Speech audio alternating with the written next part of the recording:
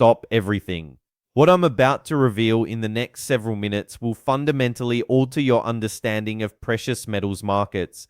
Last night, information emerged that sent shockwaves through the financial system, a situation so severe that emergency discussions are happening at the highest levels of market oversight, a revelation proving that participants have been operating on false assumptions for years. The numbers are staggering, the implications are severe, and the correction now unfolding will be studied for decades. Smash that like button right now, drop your thoughts below, and subscribe for critical silver market updates you won't find anywhere else. 17 days ago, something unprecedented occurred in commodity market history. A bipartisan group of lawmakers forced an independent audit of registered silver inventories, not the typical self-reported verification that happens routinely. A real audit with independent firms, zero conflicts of interest, and physical counting of every single bar. What they discovered will be examined in business schools as one of the greatest commodity market discrepancies ever documented. Understanding how we arrived at this moment requires examining what happened on January 6, 2026. Audits occur constantly across financial markets. Banks get audited, warehouses get audited, exchanges get audited. But here's what most people don't understand. Those audits typically involve the same entities verifying their own reporting. The institutions storing the metal are the same institutions reporting inventory levels. They essentially grade their own homework. This time was different. Lawmakers demanded something that had never happened before. Independent auditors with zero connection to bullion banks, zero financial interest in outcomes, people who would physically walk into vault facilities and count every single bar with their own eyes. The bullion banking sector fought this viciously. They lobbied against it. They called in political favors accumulated over decades. But political pressure had grown too intense. Too many delivery issues made headlines. Too many investors demanded transparency about where their metal actually was. The audit proceeded. 43 independent auditors, 3 separate accounting firms, 7 vault facilities across New York and Delaware, 16 days of counting. What they discovered will be studied as a critical moment in commodity market history. Now here's where the numbers become absolutely shocking, and you need to understand exactly what auditors found when they walked into those vaults. On January 5th, 2026, the day before the audit began, COMEX publicly reported registered silver inventory stood at 298.4 million ounces. This number appeared on their website. This number informed every trading decision worldwide. This number determined market perception of supply availability. This number formed the foundation of global silver price discovery. When auditors physically entered those vaults, when they examined shelving units, when they counted actual bars, they documented 17.9 million ounces. The claimed amount was 298.4 million ounces. The actual amount was 17.9 million ounces. The discrepancy represents 280.5 million ounces of silver that simply doesn't exist in registered vaults. At current price levels, that represents approximately $22 billion of missing metal, but the situation extends beyond just missing inventory. Auditors documented what they observed, and what they observed resembled a systematic misrepresentation. Vault after vault contained empty shelving units, still tagged and catalogued as containing silver. Empty shelves with labels indicating the system believed silver occupied that space when visual inspection revealed nothing was there. In one Delaware facility, auditors walked onto an entire floor that, according to COMEX records, contained 34 million ounces of silver worth over $2 billion. What did they find? Dust, empty pallets, abandoned equipment, silence, nothing else. The silver supposedly stored there had either never existed or been removed years ago, but records were never updated. The system continued showing 34 million ounces. Traders worldwide continued making decisions based on those 34 million ounces. It was phantom inventory. COMEX operates on warehouse receipts. Here's how it's designed to function. an institution with silver deposits that meddle into a COMEX registered vault. The vault issues paper called a warehouse receipt, proving your silver exists and is safely stored. These receipts back futures contracts. Purchase a silver futures contract and you're essentially buying rights to that silver. Hold the contract until expiration. Demand delivery and exchange your contract for physical metal. Simple, transparent, honest, at least theoretically. But here's what actually occurred. For decades, almost nobody demanded physical delivery. Consider the practical reality. If you're a hedge fund trading silver futures, you don't actually want 5,000 ounces of physical silver arriving at your office. Storage, security, insurance, all present challenges. Much easier to trade paper, purchase contract, wait for price movement, sell contract, take profit in cash, never touch actual metal. That's exactly what most traders did. Delivery rates remained incredibly low. Perhaps 1 to 2% of contracts ever actually demanded physical silver, and the bullion banks recognized an opportunity. They reasoned that if almost nobody requests actual silver, why maintain full inventories sitting idle, all that silver occupying vault space, doing nothing? What if they could lease it out and collect fees, sell it overseas where demand runs higher, use it as collateral for other operations? As long as records showed silver remained there, nobody would discover the truth. Nobody would verify. They started conservatively, maybe removed 5% of inventory, then 10%, then 20%. Years passed without consequences. Nobody caught on. So they became bolder. 30% gone, 40%, 50%. Each year they pushed further. Each year they succeeded. If you're starting to see how massive this fraud actually is, smash that like button and subscribe, because what comes next reveals the two-book system they used to hide it all. Eventually, they removed 94%. They extracted 94% of the silver supposed to be backing the entire futures market, and they accomplished this while maintaining two completely separate inventory systems. The Treasury analysis reveals something stunning. Vault operators maintain two entirely separate inventory tracking systems. One system was public. This got reported to COMEX. This is what the world observed. This system displayed 298.4 million ounces. The other system was private, internal, confidential. This system tracked what actually occupied vault space. The real number, 17.9 million ounces, two sets of books. The public fiction, and the private reality. According to the documentation, the discrepancy between these systems was known at management level for at least 7 years. 7 years. For 7 years, executives at these vault facilities knew they were publishing false information.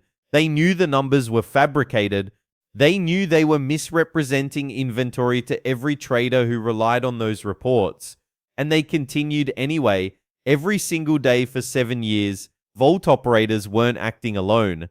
The analysis identifies 8 major financial institutions involved in this scheme, 8 banks. And here's the conflict of interest that demonstrates the manipulation clearly. These same banks that served as custodians for the vaults, these same banks supposedly safeguarding the silver, these same banks simultaneously held massive short positions in the silver market. Consider what that means. They were positioned to profit if silver prices declined, and they controlled the very inventory data the market used to assess supply. If you want silver prices to decrease, you need creating the impression there's abundant supply. Lots of silver available, no shortage, no reason for prices rising. How do you create that impression? You misrepresent how much silver occupies the vaults. You show 298 million ounces when there's only 17 million. The market sees that large number and concludes supply is plentiful. Prices stay suppressed. Your short positions generate profit. It's systematic manipulation. You control the information. You control the market perception. You profit from the distortion. And nobody can expose you because nobody's permitted actually verifying until now. The documentation specifically states that at least 4 of these banks actively removed silver from registered vaults while maintaining the appearance of stable inventory levels. They were draining vaults covertly, removing silver through back channels, shipping it to London, shipping it to Shanghai, shipping it to private buyers who paid premium prices. The entire time, public numbers showed everything was stable. But there's a third group that should have prevented this: the regulators. The Commodity Futures Trading Commission exists specifically to oversee commodity markets. Their entire purpose is preventing exactly this type of market manipulation. They have investigators, enforcement powers, subpoena authority. They could have verified those vaults anytime they wanted, but they didn't. And the documentation suggests they suspected something was wrong. Internal communications from 3 years ago discussed concerns about reliability of COMEX inventory reporting. They knew. They suspected. 3 years ago, someone raised a red flag. Someone said these numbers don't appear accurate. Something seems questionable here. What happened? Nothing. No investigation, no audit, no follow-up questions. The concern was filed away and forgotten. The misrepresentation was allowed continuing. 3 more years of systematic distortion, billions more dollars affected, and the regulators supposed to protect market integrity did nothing. This morning, something historic occurred. At 9 a.m. Eastern, the Department of Justice announced a criminal investigation is now open. Criminal, not civil, not regulatory review. Criminal. The lead prosecutor listed potential charges including commodities fraud, wire fraud, securities fraud, and then he used a word that made every bank executive in America reach for their attorney.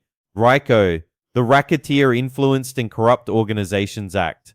This is the statute designed to dismantle organized crime syndicates. When prosecutors deploy RICO, they're not targeting individuals. They're targeting the entire organization as a criminal enterprise. Everyone who participated, everyone who knew, everyone who looked away, all of them can be held liable for the entire conspiracy's scope. Drop a comment with your thoughts on whether anyone will actually face consequences, and make sure you're subscribed for updates as this investigation develops.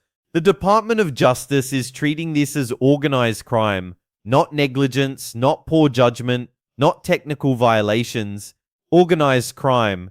And they've already begun taking action. 14 current and former Vault executives subpoenaed, 3 trading desk accounts frozen, document preservation orders sent to every major bullion bank. The prosecutor concluded his statement with words that reverberated through Wall Street. He said no one is too big to prosecute. We've heard similar rhetoric before. After 2008, we heard tough talk.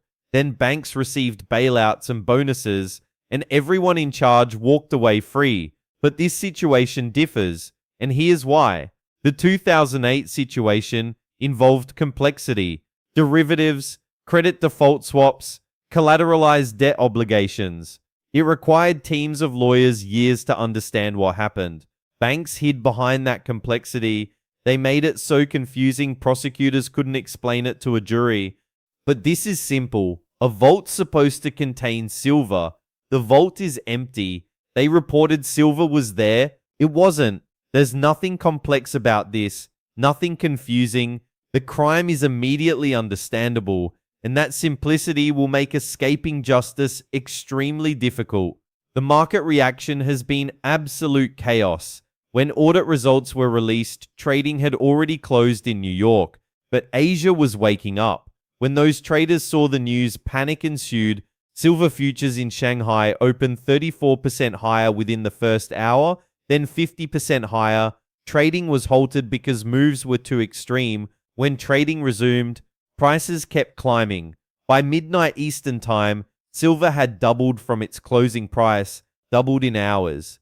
This morning, as American markets attempted opening, the chaos continued. The official COMEX price is attempting settlement around $156 per ounce. But that number is essentially meaningless now. The COMEX price was always based on the assumption vaults were full, that supply was abundant, that anyone wanting physical delivery could obtain it. But now everyone knows vaults are empty. Everyone knows supply numbers were fabricated. Everyone knows physical delivery is essentially impossible. So what does the COMEX price even represent anymore? It's a number generated by a broken system, a system revealed as fraudulent. Why would anyone trust it? The physical market is responding with its own prices. Bullion dealers report unprecedented situations. Most have stopped selling entirely. They've pulled inventory offline. They're waiting to see where real price settles. The few dealers still selling are quoting premiums that would have seemed impossible a week ago. 80% over spot price, 100% over some specialty products quoted at 150% premium. And even at those prices, the silver sells out within minutes. One dealer captured this moment perfectly. He said there is no spot price anymore. There's only what sellers will accept and what buyers will pay. Everything else is fiction. Here's where it becomes extremely dangerous, because there's a group now in serious trouble, the short sellers. According to the most recent Commitment of Traders report, commercial traders, meaning big banks, held a net short position of approximately 215 million ounces, 215 million ounces of silver they promised delivering if requested. But the audit just confirmed only 17.9 million ounces of registered silver actually exists. The mathematics are stark. Short positions of 215 million ounces, available supply of 17.9 million ounces. They owe 12 times more silver than actually exists. Stay informed, stay focused, stay grounded in observable reality. This is a moment that will be studied and discussed for decades. The truth is finally emerging, and nothing will ever be the same.